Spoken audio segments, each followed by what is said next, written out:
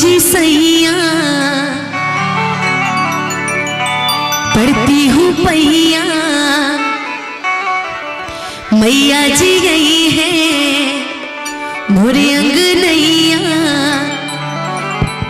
जाओ ना गोरखपुर सहरवा बलम जी, लेके हो आवो चुनरवा बलम जी, लेके हो आवो चुनरवा बलम जी।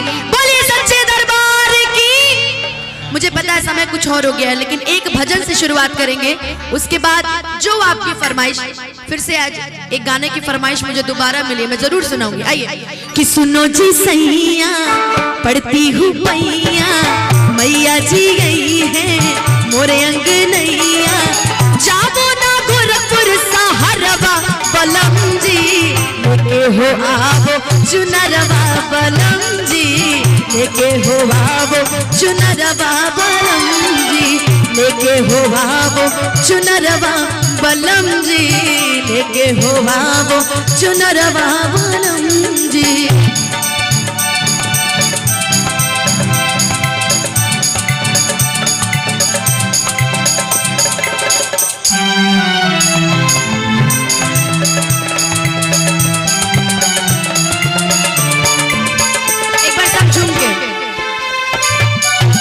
रोज रोज मैया का देखूं सपनवा, आइल हो बड़ी मैया हमरे आंगनवा।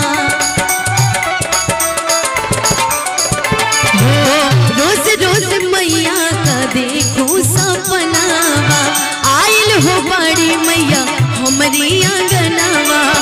बड़ा रे जतनवा से मैया को रिझाए, तब जाके सैया जी तुम कहाँ पाए। मान जी न लो ना कहनवा बलम जी, क्योंकि कि प्यार से अपने हम मैया को रिझाए, तब जाके सैया जी तुम कहाँ पाए। मान जी न लो ना कहनवा बलम जी। बोलिए सच्चे दरबार की।